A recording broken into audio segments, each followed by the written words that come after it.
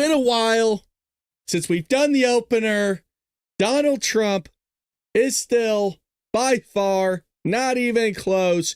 You're cool. You're dumb. You're pretty awesome. The best president that's ever existed in modern history. Let's be fair there. Well, yesterday, I was perusing on my phone looking at comments.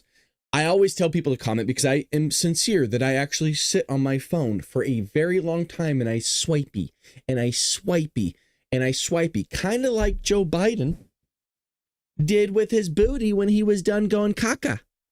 So I was swiping yesterday, but I was on Spooky Adventures. So if you're not familiar, we have our normal podcast here that we do each and every morning.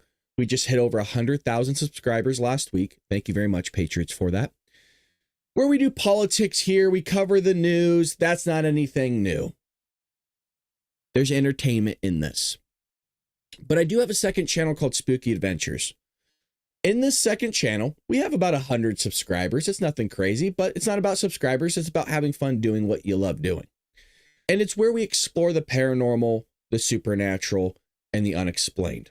And I promise there's a point to this because it's actually a pretty big deal to me. Well, I reacted with the audience to a full ghost investigation, like an hour and a half investigation of somebody that I've been watching for a very, very long time.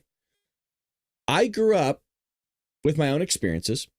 I grew up watching Beyond Belief, The X-Files, like all of that stuff when I was a little kid, like elementary school.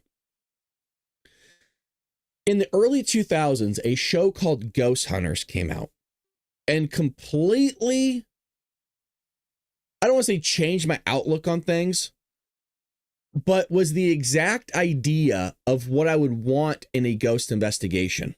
Where, yeah, not everything's real. Most of the stuff can be debunked. It's silly. It's the swelling of the floorboards or the framing because it's so hot and it's contracting, opening doors and stuff like that. Well, that was with Jason Haas and Grant Wilson. And I had seen every episode of Ghost Hunters in my life. I would stay home on Halloween and watch their live stuff. I skipped out on a lot of Halloween's parties stuff like, to watch Ghost Hunters by myself. I'm really into that show. So I reacted to Jason Haas the other day, and I'm looking through my comment section and I see none other than Jason Haas of Ghost Hunters. And if you don't know what he looks like, I look in my comment section and lo and behold, the man messaged me. Well, he didn't message me. He left me a comment, which was really, really nice of him to do. Yes, his daughter is Satori. I don't know. I'm talking about him. I'm not talking about Satori, Jeff. Don't you ruin my moment. Don't you ruin my damn moment. But he did leave me a comment, which I thought was really cool. You know, he has a channel with like 160,000 people. And for him to, he doesn't know I do the Bolt Brad show. He doesn't know any of that. For him to, you know, leave a comment for somebody that only has like 100 subscribers, it really speaks volumes to the type of person he is. I thought that was really cool. And it's always a great reminder that, you know, you never know who's watching. The other person that's also messaged me with like 200,000 plus, I think it's 200,000 plus. I don't remember how he has, is Casper Site, a guy I watch quite often. I reacted to one of his videos that he made and he hit me up, which I thought was kind of cool. So we all have our own fans. We all have people that we don't expect to watch our content. And I got to always have that as a reminder because maybe unbeknownst to a lot of you all, and I've shared this in the past, we were streaming live at the RNC and I had no idea. So do you remember the RNC with Donald Trump Jr., Donald Trump, like all those people were there, of course. Dylan from Rumble, after the whole thing's over, this is like a couple days after the thing's done and finished, sends me a bunch of cell phone pictures that he took. So Dylan works for Rumble. And I am there. On this plasma screen is Donald Trump Jr. On this plasma screen is the Bald Brad Show streaming live at the RNC. And then on this plasma TV is Steven Crowder, who has like over 1 million followers. So there is a case to be made that Donald Trump, I know Dan Bongino heard about us. A bunch of other people did see our stuff, it's crazy. So again, it just goes into, you never know who's watching. You never know who's there checking your stuff out. And it was kind of cool. So I wanted to share that with you. And there's no greater time to do it than on a Friday episode where it's a little bit more loosey-goosey. It's a little bit more hands-off. And I wanted to share that with you all. Quite frankly, I don't have anybody else to share it with that really cares. It's kind of sad now that I mention that. But why don't we get into my feelings? I mean, we're already here, aren't we? You guys want to make fun of me again? Alrighty, enough with the shenanigans. A little bit more booty for y'all, because I know you like the booty. Let's get in the news. Thanks, guys. I appreciate it. Yeah, it is awesome. And happy Friday. Yes, happy Friday, all of you as well. I'm a little tired, as you could tell. I didn't sleep well last night. Trump announces this. I mean, are you tired of winning yet? Are you tired of winning yet? So much winning. Trump announces $200 billion in commercial deals with the UAE, bringing the total Gulf investments to a massive sum, baby. Joey could never. Joey was never treated like this. Joey could never imagine to be treated like this. Democrats don't know what to do right now. They don't realize, because they're in their own bubble. And I think some of them do because they're idiots. You know, they're just assholes. They don't realize that a lot of the world loves Donald Trump. They don't get that. Oh, he's a xenophobe. How could people like this racist? Because he's not racist, you knuckleheads. He's not a xenophobe. He's not any of those things. And by the way, they already knew who Donald Trump was before he was president, and they loved him. The man hasn't changed one bit. And they have a lot of respect for this guy because he puts his country first, just as all of them do. But they don't get that.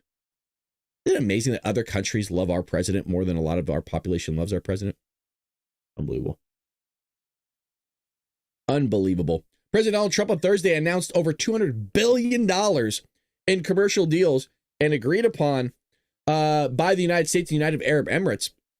The announcement comes on the last leg of Trump's Gulf tour, which has led a massive investments and trade deals from both Saudi Arabia and Qatar as well. I mean, the guy's just raking in the dough. Just the money is pouring from the skies and showering us. Just, oh, it's so good. I love the bills. President Donald Trump continued to advance the interest of American people, enhancing market access for American exporters to strengthen our economic and national security, the White House said in a statement. These deals will signify and significantly expand investment in the United States and U.S. markets in the United Arab Emirates. If you noticed, a lot of these deals that Donald Trump is making is opening the markets in other countries. He knows that manufacturing is going to take a while to get back here. He knows that manufacturing might never, ever come back here. But when you basically nuke the market, which is what he did, and open it up for trade deals and investments to take place, the goal is, let's find some new uncharted territory. Let's find where we weren't at, and let's get our stuff into that market so we can make some moolah here. American workforce should be ecstatic over this. Democrats should be skipping and frolicking. La, la, la, la, this is great over this news here, but they're not, because they're jerks and they're liars. This is nothing but good for United States. And by the way, it's good for the United Arab Emirates too, as well as Qatar and other people. When you allow the U.S. markets access to your country, the people of your country love it because we actually make good stuff here. And I'm not just saying that because I'm American. Our stuff, some of it, is built to last. The Chinese dog shit that you're buying doesn't last. The transformative deals include Boeing and GE Aerospace securing a $14.5 billion commitment from, was it Etihad Airways? Can we make these a little bit easier over there in the Middle East now that you're working with us Americans? We don't know what that says. For 28 Boeing 787 and 77X aircraft and a $4 billion investment by the Emirates Global Aluminum in Oklahoma to build one of the first new American aluminum smelters in 45 years. You think they're a little happy there in Oklahoma, folks? You think the people are happy to be working? Yes. Well, who's going to do those jobs? What Americans are going to do those jobs? There'll be somebody. There'll be somebody. There always is somebody. Somebody will do the jobs. And by the way, if you stop paying people $30 minimum wage, then yeah, they'll go do those jobs. But if you keep paying people $30 an hour to wrap a burrito or to scoop food, I'm on it. I'm on my rant now. Now I'm pissed. We'll come back. If you're going to pay, this isn't for you guys. Can you just take a moment here? Can you indulge me for a second, Patriots? Thank you. I appreciate you. God bless you. Democrats, if you continue to raise minimum wage to $30 an hour, and I'm not exaggerating that, by the way, to scoop food, cooked food, by the way. I'm the guy making $30 an hour. Orange chicken in styrofoam plate. Here you go. Cool. You want chow mein, 50-50 fry rye? Okay. Scoop. Here you go. Whoa, brain power. Difficult. Really taxing stuff. $30 an hour? Are you kidding me? Minimum 20, right? By the way, just a heads up. They're actually doing minimum 20. I was over by Chipotle, $25 an hour to wrap a burrito. Why, by the way, and I'm not being facetious in any way. Why would you go work at a smelting aluminum factory or run a smelter or a really hard, difficult job like that? Why would you? Why would you go do roofing in the hot sun? Why would you be a bricklayer or anything like that? Why? You would take a little bit of a hit financially so that you don't have to go do that type of labor to wrap a burrito. You want white rice or brown rice? You want pinto beans, black beans? You want fajita? You want a little fajita? Wow. Difficult. I mean, how is it I could sit here and do all this? And I even know, I don't even go to Chipotle often. I mean, I'm not going to pay $12, $15 for a burrito. And you know what's amazing? These knuckleheads go, why is it so expensive? Hello, you're asking for higher minimum wages all the time. And it's not just the minimum wage workers. It's everybody. Oh, they need a living wage. What does that mean? What does a living wage mean? Everybody's living wage is different because everybody handles their finances different. And by the way, a lot of people suck with their finances. People don't like hearing that. Somebody has to tell you. At least I'll be honest. Most people in America, 80% of Americans live paycheck to paycheck, regardless of income level. What does that mean? You could be making $1 million and living paycheck to paycheck. You could be making $100,000 living paycheck to paycheck. Most Americans in this country live paycheck to paycheck, and they don't want to hear it. Most Americans suck ass with their finances. They spend more than they have. They put themselves in tough situations. They don't ever want to hear it because who do you have to blame? Yourself. But if you're Democrat, though, guess who you get to blame? Donald Trump. Republicans. Racist. Not yourself, which, by the way, nothing will change in your life. You'll just continue to blame everybody else for your problems so you can feel better about yourself. No, it's you. All right, welcome back, everybody, to the show. Thanks. Come back in, everybody. It's okay. Come back in. It's safe. It's a safe place. Please, come on in. We're back. President Trump's historic mission. Hit that like button if you're having a good time. We're just out here. We never know where Friday shows are going to take us. They're unplanned shows. That's what I love, shooting from the hip sometimes. I'm a planner in the sense of I like to know where I'm going and what I'm going to talk about. I have it all segregated. You guys, I'm not kidding. There's no tabs up here. No tabs. We're going to see where this takes us. That's how Fridays ran. Brad, when did you get famous? Just say no to the ditties out there. Oh boy. Famous? I'm not famous. I've never been stopped on the street, by the way, that somebody knew me. And even if somebody did, I always told my wife this. I said, if anybody ever were to stop me and say, are you bald, Brad?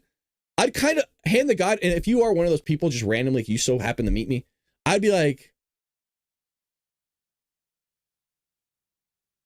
who's asking?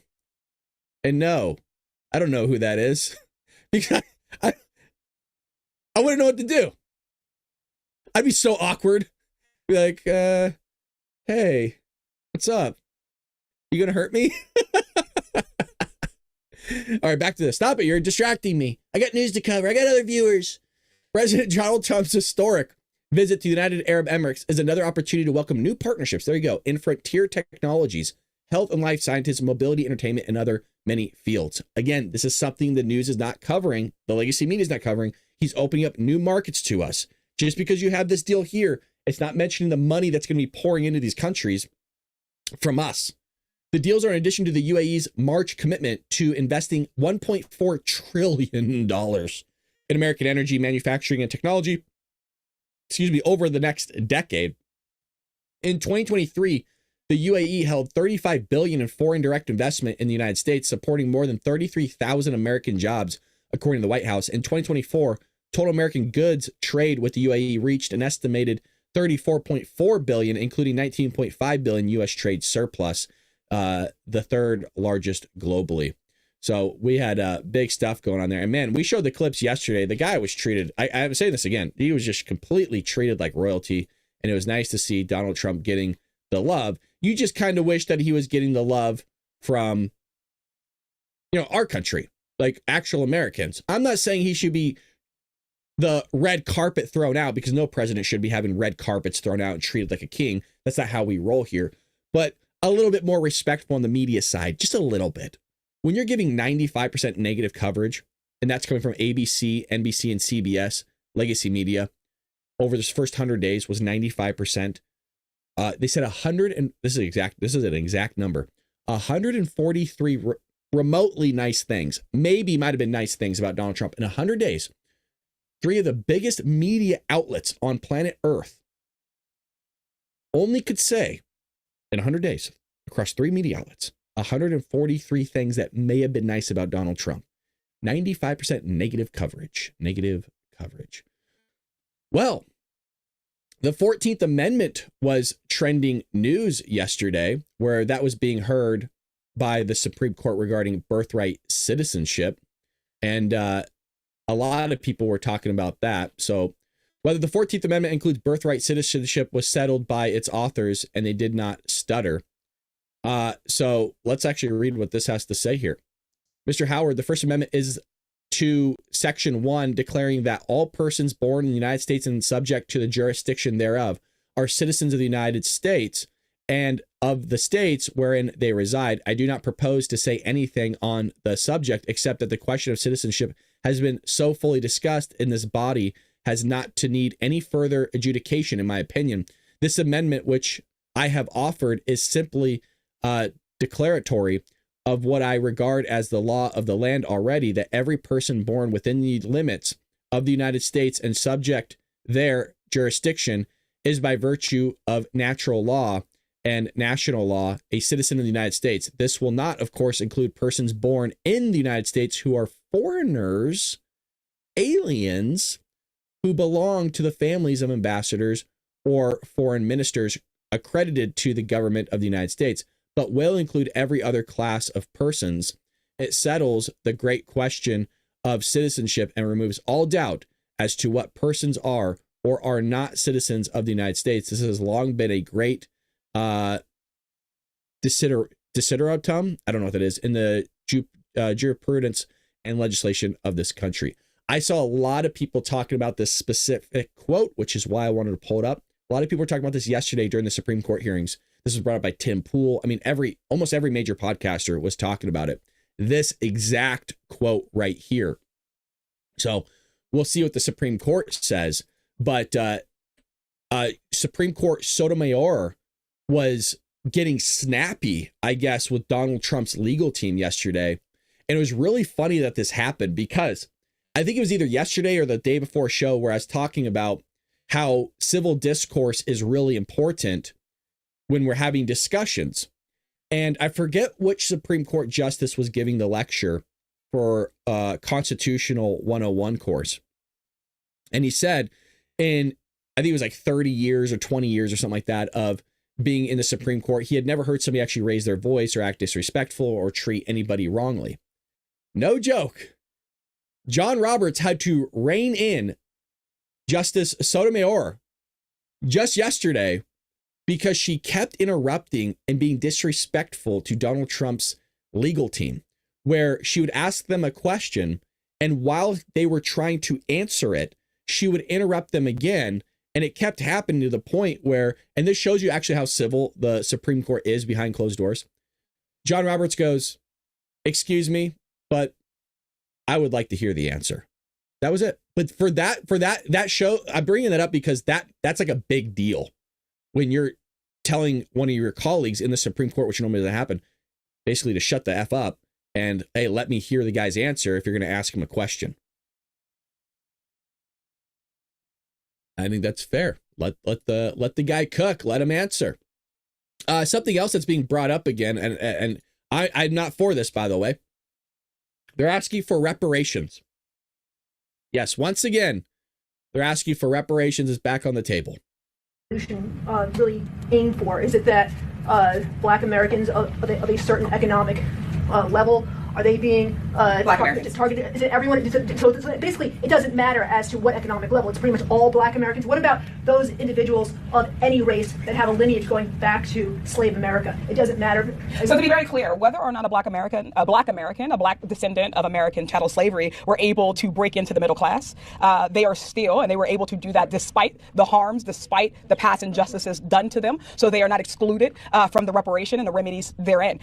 When we think about who traces their lineage back, that is again a debate that is used to try to silence the rest of this movement. It's a distraction tactic because what we want to do is instead of focusing on again what the system did, who did it, and what the impact of it was, we'd rather get bogged down in, well, should they make $25 an hour or should they be paid below a living wage, right? Should they have been educated, or if they're educated, is that disqualified? No, they're Black. If they are Black and they're descendants of slaves, then they were directly in the lineage of harm. If they are descendant of Jim Crow policies in this country, they are the direct descendants and current living recipients of that harm. If they are living today, then we are still harmed by inequitable funding schemes of public schools. We're still harmed by being Black or brown or poor and living nearer to environmental hazards all over this country. If you are Black in this country right now, you are still less likely to be able to acquire a loan. The interest rates are still higher for Black folks who are attempting to buy homes or go to school. We are still discriminated because of our hair, because of our names, when we go to get jobs. It's just, it really blows my mind that they talk about all Black Americans receiving reparations. Folks, not all Black Americans should be receiving reparations. There's Black Americans that are doing extremely well.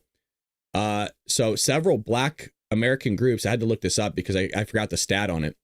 Several Black American groups have achieved significant economic and professional success in the United States. So it's completely, if you utilize this completely destroys their reparations argument, because Black people come from everywhere. They're just Black people. Mind you, they're people. I know the Democrats don't want to treat them like that, but they're just normal people. We got a lot of Black people that watch our show. I don't care what the hell color of your skin is. The amount of melanin you produce doesn't mean jack crap to me, but whatever. So Nigerian Americans, by the way, are among the most highly educated ethnic group in the United States. A study by the Migration Policy Institute, which we've quoted here before, found that 60% of Nigerian Americans over the age of 25 have at least a bachelor's degree, compared to about 33% of the U.S. population as a whole. Many also earn high incomes, with a significant number working in professional fields like medicine, engineering, and law. Well, how is it the Nigerians are able to do it? Ghanaian Americans also tend to have high levels of education and professional access, by the way. Caribbean Americans, Jamaican and Haitian Americans, many in this group have risen to prominent positions in business, politics, and the arts. For example, Kamala Harris, the current vice president, has Jamaican heritage, allegedly. Married Black households, Black married couples tend to have significantly higher household incomes than single Black parent households. Marriage is strongly correlated with higher household income, ownership, and wealth accumulation. What that means, let me give you a statistic kind of lesson really quick. When you hear the word correlation, correlation is talking about the relationship between two variables. And we try to measure which is the strongest variable out of the other variables that affect some said outcome. And not that variable is the only justification that led to that output, meaning higher income, but there's a lot of other variables that go into it. We're just identifying the one variable that had the greatest impact on whatever output we're looking at. So let me try to make it not so abstract to people. We've all been in school. We've all had to study for an exam before. Your exam score, you want to get an A. That is like the best possible outcome for you. That's what you want. That's the outcome. That's what we're looking for. There's a lot of variables that go into that equation. It's a multivariate analysis. If you ever think about politics and the way people talk, they always talk about a univariate analysis. It's always one thing that affects the outcome. No, it's many things. For you to get a great exam score, the things that would affect that exam score are, well, how many hours did you study? Did you take good notes? Did you get enough sleep? Did you do the homework? Were you attending school? Like those are all variables, and there's more, by the way, that affect that outcome of the exam score. So what we can actually do in statistics is we can measure which one of those has the greatest correlation, association, and connection, the greatest strength to the output of your exam score. That doesn't mean that the other ones didn't have a factor, but let's say it was, I didn't get enough sleep. Well, I can actually measure your sleep and how strong that was of a correlation and association to your exam score. And then if it's extremely strong, let's say like a correlation of like 0.6 or 0.7, that is what's going to be the biggest variable, the biggest contributor, most likely to why you didn't score well. So then you would want to look at that and go, I should probably fix that so that I can potentially score well. That's what they're talking about in terms of correlation. So it's a complete farce, them trying to push this whole thing in terms of wealth inequality. Black people are being held down. Black people are going to be oppressed. Black people don't know what to do. Let's give them reparations. I think it's extremely screwed up to expect somebody nowadays to pay for the injustices of somebody in the past. I didn't do anything wrong. I didn't own slaves. Even if my ancestors owned slaves, I don't agree with it. I can't go in the past and change it. So why should you steal money out of my pocket for something that you never actually went through yourself? None of these people were slaves. None of these people were slaves. I'm not saying that maybe there wasn't even outgrowth today from something that maybe happened to a family member that are still affecting them. That's not what I'm saying. There's a lot of damage that was done by slavery. But you're asking people today to pay for the injustices of the past. That's just not a thing. So I don't agree with that at all. I don't agree with reparations. Mizzy says, fine, reparations for you just as soon as those who live on welfare illegally pay it back and they repay the damage and crimes we are victims of due to their actions. I don't want any reparations for anybody. I'm trying to find this clip because it shows what they want in terms of reparations. Sometimes they lie to you guys. I want to see if I can find it.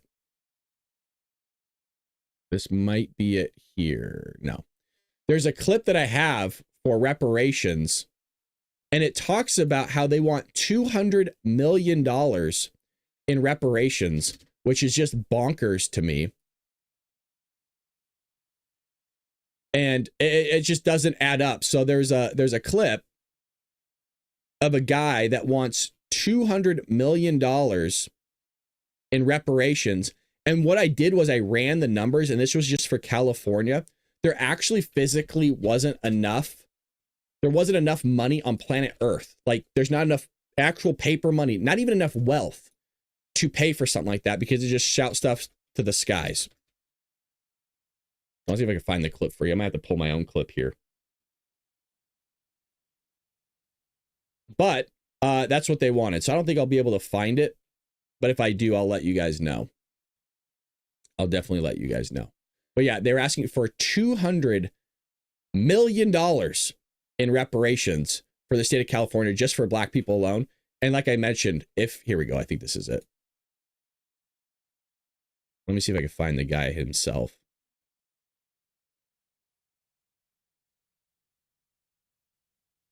That's not it. All right, never mind. We'll move on. We got more news to cover. We got other stuff to talk about. We got a lot of stuff to talk about. Hopefully you guys are enjoying what you're seeing. If you're not, well, what are you doing? If you are, hit that like button because it does greatly support us. We have some updates on the FBI director talking about the assassination of Donald Trump. So if you're not familiar, James Comey, former FBI director, was allegedly walking on the beaches and he saw, let me see if I can pull up the image. He saw in the sand, and I don't know if he made it himself or he just saw it. He saw the seashells being created saying 8647. So here's Donald Trump Jr. tweeting it yesterday. It says 8647. What this means, by the way, 86 means to delete somebody.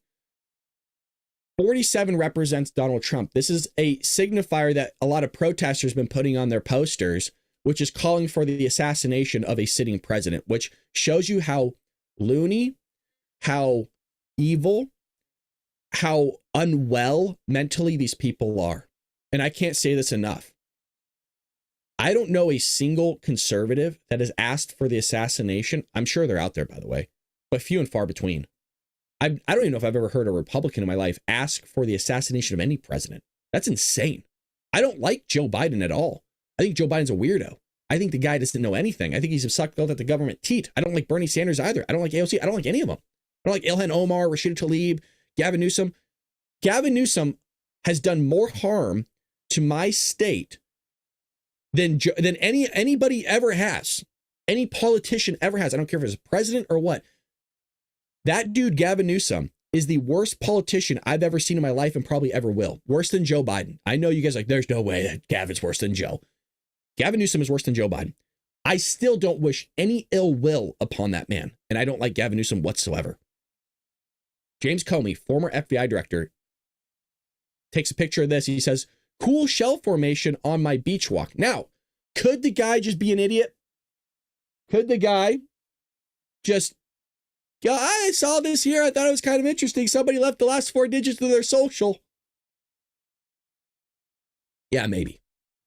Maybe. Well, Tulsi Gabbard comes out. This is for the boys, because I know a lot of men like Tulsi Gabbard. On Thursday evening, Director of National Intelligence Tulsi Gabbard said former FBI Director James Comey should be thrown in jail for a social media post widely seen as threatening President Donald Trump. And you know what the left do? They try to spin, he just took pictures of some seashells. You can't do that anymore in a dictatorship, can you? Oh, he's locking up former FBI directors now. This is the stupid game they play because they're not genuine, right? They're not having good faith discussion. These people are unwell. We know what you're doing. It's that slippery crap. And I hate to say it, like you all dated men like this before. You've all dated women like this before, where they know what they're saying. They're manipulating the conversation. Everybody knows what James Comey posted, and they're trying to gaslight you and manipulate you. That's a really fucked up way and thing to argue with somebody on, by the way. I hate people like that. And maybe hate's a very strong word because we're not supposed to hate people. I very dislike people like that. That you're arguing with them and saying, he posted a picture, 8647. That means to assassinate a president. You're calling for the assassination of Donald Trump. Oh, well, you don't know that. He could have just been walking, kicking his little feetsies and toes in the hot beaches of wherever. He thought it was cool. That's not what it means. It could have been somebody's phone number. Somebody was trying to call out somebody's last 4 digits. The other piece just got swept away. You don't know what you're talking about. Just stuff like that. It's like, give me a break. Get the fuck out of here. You know what I mean? I hate people like that. Like, the reason why is because you're acting like I'm stupid. You're treating me as if I'm an idiot here. And you're gaslighting me. And furthermore, you're treating it as if it was never a possibility, my argument. Like it was never even in the cards. It's not even in the deck of occurring that James Comey could have been possibly asking for the assassination of Donald Trump, or at least publicizing it. Like, it's not even part of the equation for you. And that's what frustrates the crap out of me, man. And I've dated women like that. And by the way, I have students that are like that too. I can't stand it. The gaslighting. Unbelievable. Gabbard told Fox News host Jesse Waters that she absolutely did not buy Comey's claim that he did not realize that a photo he posted to Instagram of shells on a beach showing 8647 had anything to do with violence. Yeah, here we go. Oh, sure you didn't, James. Yeah, oh, well, I think it's okay to use bleach bit on your servers, Hillary Clinton. Yeah, no, it's fine to just have your staff members delete evidence and smash their cell phones with their hammers. No, it's completely responsible to have a private server in your bathroom. Give me a break. God, this guy's corrupt, man. Tulsi Gabbard's the director of national intelligence. Are you buying that the former FBI director didn't know what 86 Trump meant? Absolutely not, Jesse. That is a ridiculous and insane statement to make, certainly within this context, but especially coming from a guy who's the former director of the FBI, a guy who spent most of his career prosecuting mobsters and gangsters, people who know and execute other humans and use this exact lingo of 86. Comey himself admitted in his follow-on message that he knew that this was a political statement. Well, the only reason he knew that, Jesse, was because a little over a month ago, a bunch of anti-Trump, anti-Elon Musk protesters were proliferating the use of this 8647 slogan, Correct. which was a veiled call to action to murder the sitting president of the United States. So for Comey to think that we, the American people, are so stupid as to think that he, as a former FBI director, former prosecutor, and someone who clearly pays attention to what's going on, would believe his lie that he didn't know what this actually was calling for, the dangerousness of this, Jesse, cannot be underestimated.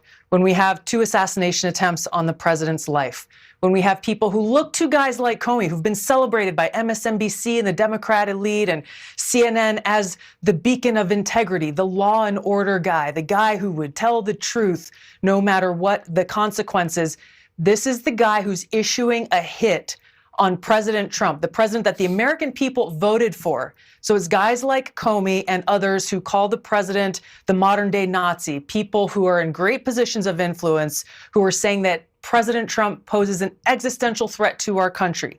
These are people who hate democracy and hate the American people because they cannot stand that the people overwhelmingly chose to elect Donald Trump and send him back to the White House. So they are seeking other means to get their way and to try to remove him from that position.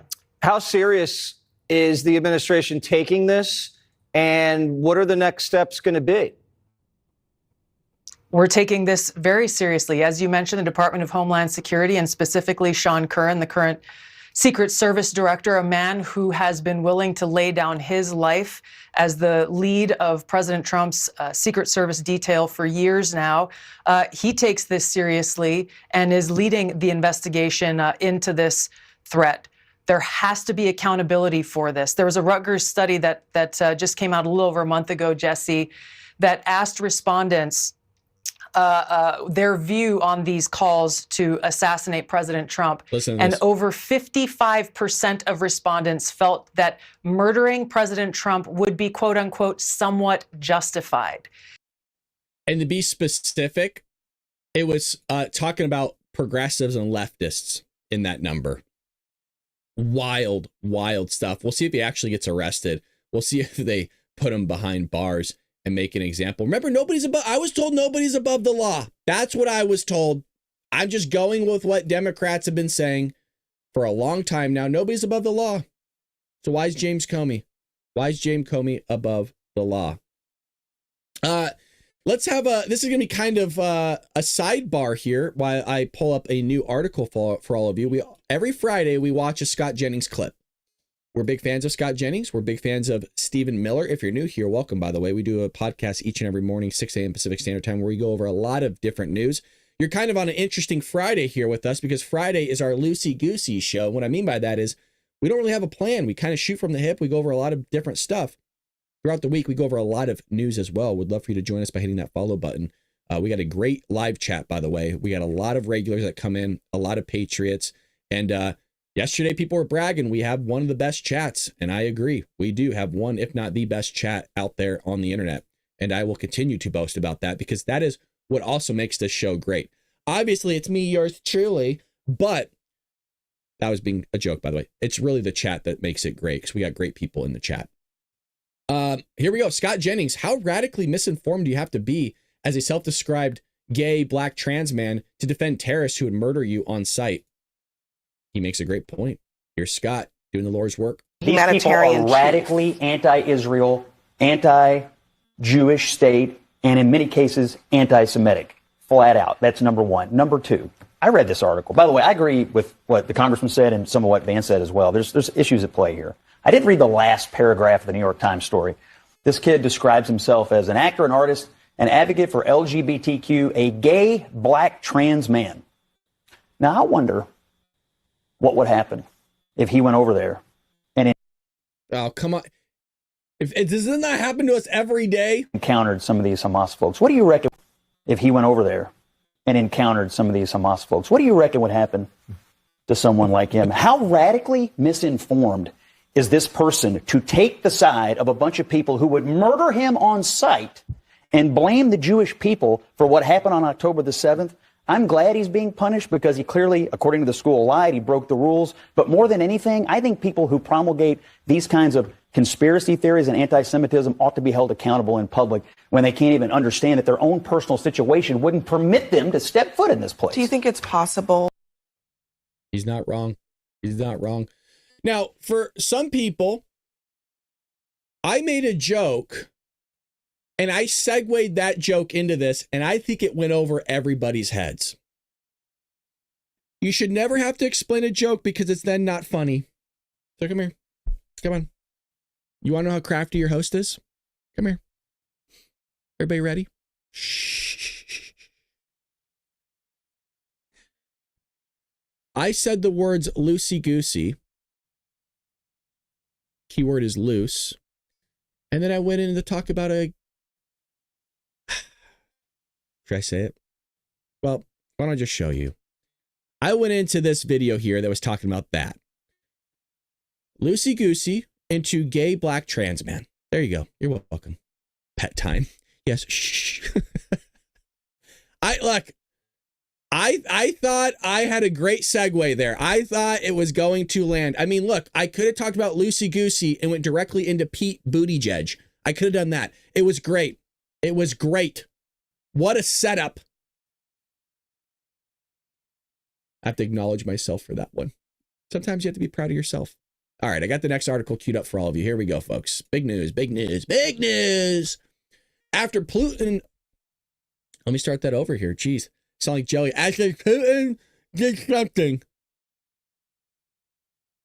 After Putin blows off peace talks, Trump gives timeline for meeting with Russian president. This is something we covered yesterday during Dark MAGA slightly, and we also covered it yesterday morning, where Zelensky flew all the way to Turkey and Putin didn't show up. I should be laughing because honestly, it's really fucked up, but that's what took place. President Donald Trump said Friday that he would like to set up a meeting with President Vladimir Putin as soon as possible. Trump made the comments in Abu Dhabi as he prepared to return home to the United States. This is something that was covered, and I guess there is not the clip. We had the clip scheduled yesterday that we watched together, so I guess we'll just read it. They all said Putin was going and Zelensky was going, and I said, if I don't go, I guarantee Putin is not going to go, and he didn't go. And I understand that, but we're going to get it. We're going to get it done. We've got to get it done. 5,000 young people are being killed every week on average, and we're going to get it done. And I even remember after he said that, he goes, thank you, everybody. We're about the land. So we did watch the clip yesterday. Trump was emphasizing that he was, in fact, meeting with Putin very soon. Trump said that he plans to meet Putin as soon as we can get it set up, noting that he had planned to meet with Putin and Zelensky after wrapping up his visit with the United Arab Emirates. He added that he wanted to go back to America to see his grandson, whom his daughter Tiffany gave birth to on Thursday, because Donald Trump's actually a family man. See, Joe Biden wants to go back to America to nap and sniff little girls. Donald Trump wants to go back to spend time with his family and to his loved ones. I do want to see my beautiful grandson, a son, and we'll be doing that. But I will tell you that the world is a much safer place now. And I think in 2 or 3 weeks, we could have it be much, much, much safer place. We're going to handle a couple situations that you have here. We have some very serious situations. I think Donald Trump honing in on the Middle East for his second tour, because remember, theoretically, it was his second one because he went to visit the Pope during his funeral, to pay his respects. This would have been, I believe, his first foreign visit. And I think it's an important one because if you can wrangle in the Middle East has been a place, I mean, for my entire life, by the way, has been a place of just, I don't want to say utter chaos because it's not utter chaos really there, but obviously a birth of extremism that's taking place. And if you could wrangle in the leaders of that country and saying, look, why don't you just stop all this? Stop letting these people act amok here. We would love to do business with you. We would love to open up your country for travel, bring Americans over here, spend their money, open up markets for us to spend our money. We would love to do that. Look, we're huge consumers. We would love to buy your products, by the way. Start manufacturing some stuff here, some eloquent stuff, and bring it over here and we'll buy it. Look, China's not exactly making good stuff. Why don't you guys make some good stuff? And we would love to work with you. I don't know why this is so difficult for people in the Middle East to understand that we would love to do business with them. Now, it is fair that we do have sanctions on them and we do kind of push them down quite a bit, but there's a reason for that. And that's why Donald Trump got rid of the sanctions that are on Syria and say, look, if you want to play ball, let's play ball. We'll see if the Syrians are able to be wrangled in by Saudi Arabia. So only time will tell, right? Hopefully it's not a bad move on Donald Trump. And look, if they want to act a foul again, we'll just put the stuff back in and maybe even go harsher. And then you just crippled the country once again. So bending the knee to Donald Trump, as always. More bombshells are taking place here with Joe Biden, believe it or not. He's back in the news. You got to love this photo, right? This one's always great. Him getting his chocolate chip ice cream with a little kid in the background. That's always the best, isn't it? He's having his two favorite things right next to him. Just one of them's actually in his mouth.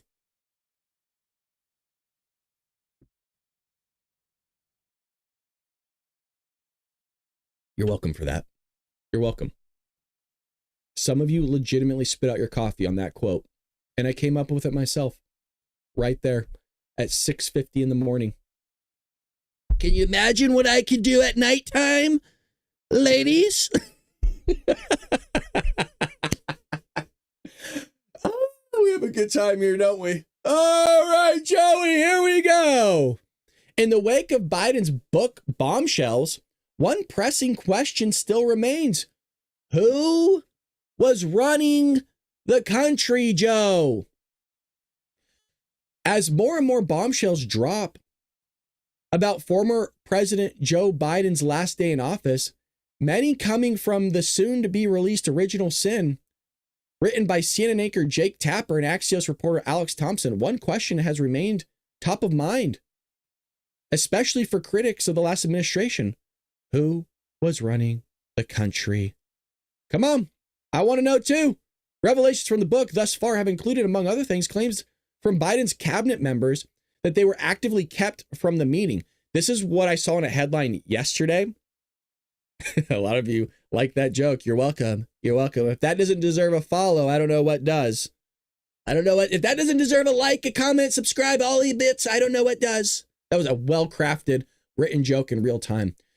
What they were talking about in the headline itself was that Joe Biden's staffers hid him, kept him away from, however you want to phrase it, from his cabinet for 2 years.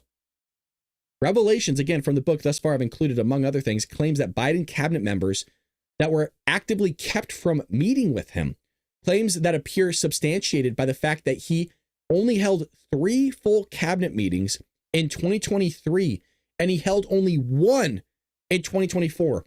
Donald Trump, in his first 100 days of office, has held more cabinet meetings publicly than Joe Biden did in 2 years. I will go as far to say, I would imagine Donald Trump had more cabinet meetings in a month, potentially even in a week, than Joe Biden did in 2 years of his presidency. And the Democrats are going to lecture us about how Donald Trump's running things. They're going to lecture us as if all that stuff in the last 4 years that we've had packaged up, ready to go as ammo, didn't take place. Give me a break. Tapper and Thompson were also told that Biden failed to recognize his longtime friend and host, actor George Clooney, at a Hollywood fundraiser. Everybody shocked by this? I'm going to tell you why this isn't shocking. Joe didn't know he was running for president at times on the campaign trail. Joe Biden didn't know his generals' names. He forgot who Kamala was. He forgot who Barack was at times. There was rumors out there that he forgot who he and his wife were. This was not, and I'm not exaggerating this by any means, please, I'm not even trying to be funny. This was all out there in the open. Can you imagine what it was like behind closed doors? And if we all saw this out in the open, why is everybody playing stupid? Why is everybody playing stupid on the Democrat side of the aisle? I told you, they gaslight you, man. I didn't know. Kind of like James Comey, as we just saw, or Jim Comey, I forgot, the former FBI director. I don't know what 8647 means. I didn't know. I just saw seashells in the sand. Really? And this is now we're gonna play stupid, aren't we? Now we're gonna play dumb. I didn't know he wasn't all well. He was sharp when I met him. Really? You didn't even know who George Clooney was. His really good friend, allegedly. Who are you? Are you here to wipe my butt? Are you here to wipe my tushy?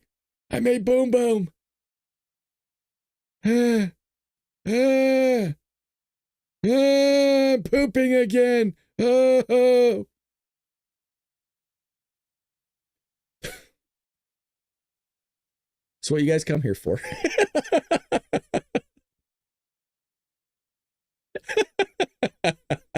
I'm telling you, there's no other host on the internet right now that does this. Okay? Not with this energy, not with this shenanigans. No, there isn't. Not with the energy that I bring. I hate to tell you, and I pat myself on the back right now. I've looked for him. And you sure as heck ain't finding one at 6 a.m. in the morning that's going to bring you this type of entertainment. All right. Where were we?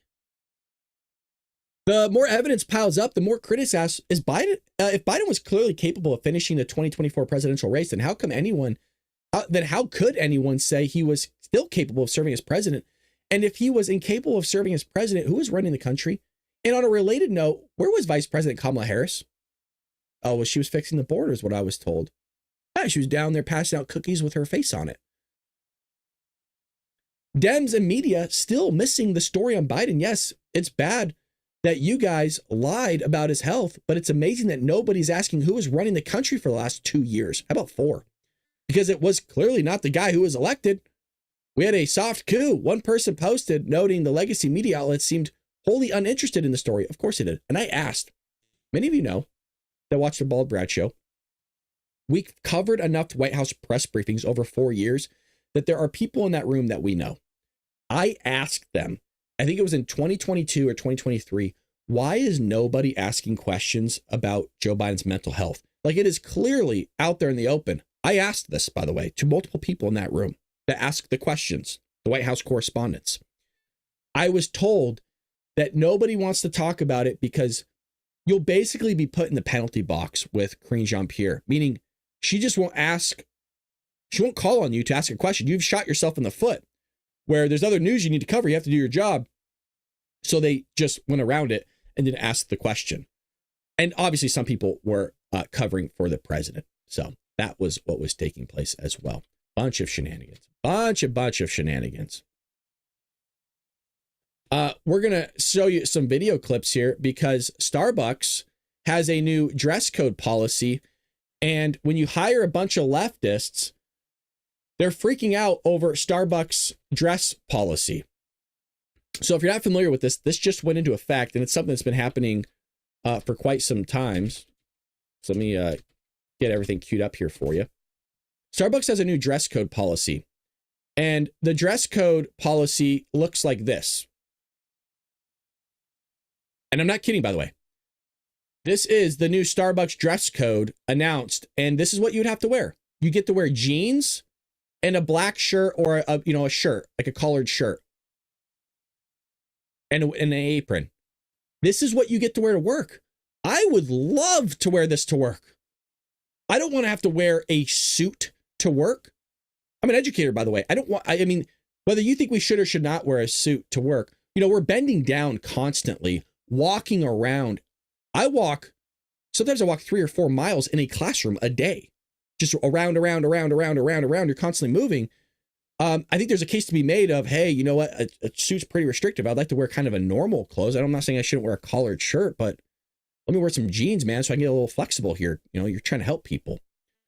So this is what they're protesting because this is unacceptable. Oh, it's just so unacceptable. So here they are protesting. And just let me know what type of people do you think these are. Look at this one. Oh boy. Hey, hey, ho, ho. Dress code has got to go. Hey, hey, ho, ho. Dress code has got to go. Hey, hey, ho, ho. Dress code has got to go. What do we want? A contract. Now. What do we want? A contract. When do we want it? Now. And if we don't get it? Shut it down. If we don't get it? Shut it down. If we, hey, Folks, they're wearing masks outside. Outside. Let that sink in. These are the same type of people that wear a mask indoors. So let's go a little bit of the comments because those are always fun. Starbucks should be ashamed for mandating the dress code. This is literally unconstitutional. People should have the freedom to wear or not wear whatever they want. No, it doesn't work that way. The Starbucks barista watching me not tip for my $6 coffee. Now, we used to call it $5, or at least I used to call it $5, but really it is going up to $6 per coffee. It's insane. You guys should always brew your own coffee, and one that we drink here quite often is $17.75. So make sure you try to pick up your $17.75 coffee. I think all of you would really enjoy it. It's a lot cheaper than it is to buy $6 worth. You know how much 70.75 coffee you could drink for $6? Wokeness gives people a shield to be mean and cruel, armored in false virtue. So that's what they're reporting. And there was reports out there that they were, so here it is. The new dress code at Starbucks requires a solid black t-shirt / top with black khaki or blue denim pants. Half of these protesters are wearing that. So I'm confused why protest if you're already wearing outfits that comply with the dress code. Exactly. So more than 1,000 Starbucks baristas go on strike to protest new dress code.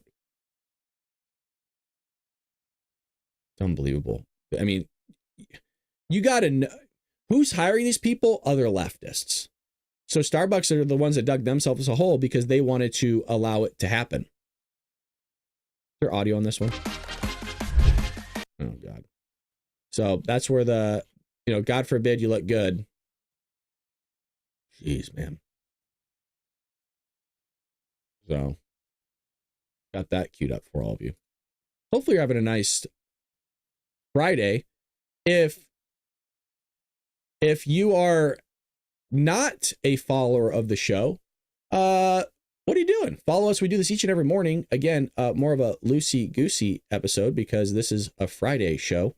And a Friday show, we kind of just see where things take us, which is always fun to shoot from the hip. Only $250 a tire for the best Michelin offers. No sense in patching when it can be, you could just get 2 new tires. Yeah. Brew 1775 your own. At least you know what's going into it. That's true. A to Z gets it. Maybe the mask was meant to not smell money, I think. Jade, I don't know what you're talking about.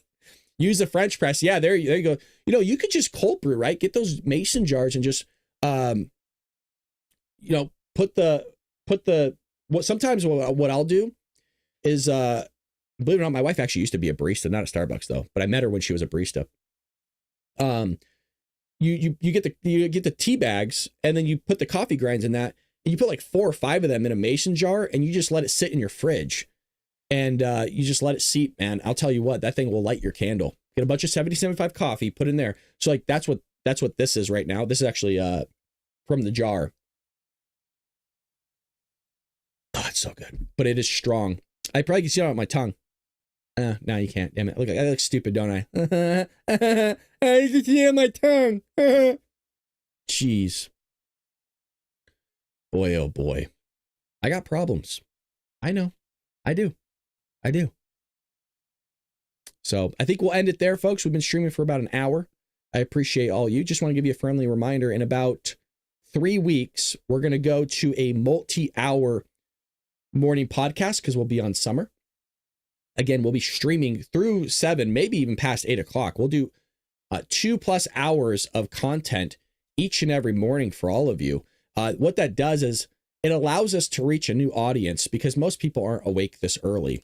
And we want to be able to reach new people. So doing a multi-hour stream will allow us to reach more people and you get more content. So if you're new here and you've never seen our channel before, we have over, I think combined in total, we probably have over 110,000 followers. We're smaller on Rumble, but we have 106,000 followers on YouTube. So we are growing. We're always getting bigger and always appreciate you. Brad, looks like my husband. Y'all would crack up. Uh-oh, Lulu, maybe I am your husband. I'm just incognito. Or maybe, I don't know. I had nothing. I was trying to think of something. Cold brew is great. Scott in the South, love it. Great show as always, Brad, and have a great weekend, Patriots. Also pray for my wife and I as we are going into the Lions Den this weekend called Liberal DC. Oh, well, good luck, Jeff. Be safe, man. Drive safe. I don't know if you're flying in or driving, but good luck. Let's raid somebody today, folks. It's been a while. I need your help in plugging the show and raiding somebody. The question is, who should we raid? And who deserves our viewership is the question. I would love to go to a little bit of a smaller content creator. And if you're new here on what the heck raiding means that we all go from YouTube over to Rumble and we send everybody. So we have like 70, 80 people roughly over on Rumble. And I send you all to a new viewer. We raid their chat and we plug our show. We interact with the viewers and with the host. And it's a great way for us to grow and for us to get a little bit of notoriety. The question is that who does the Patriots want us to raid this fine morning? I know Patriot Mike is live, but we've raided him in the past. And sometimes people don't like that. Sometimes people are like, hey, you're raiding me too much. I can tell what you're doing. You're trying to steal our followers. And that's really not what I'm trying to do. I am and I'm not. So I would like to find somebody slightly smaller. The only issue that we run into is sometimes we're the only morning podcast out there. So the question is, who do we send our viewership to? There's the David Knight show, which I have not heard of before, actually. And maybe, just maybe, we should go over there. Let me see what his content looks like. Have you guys seen a commercial?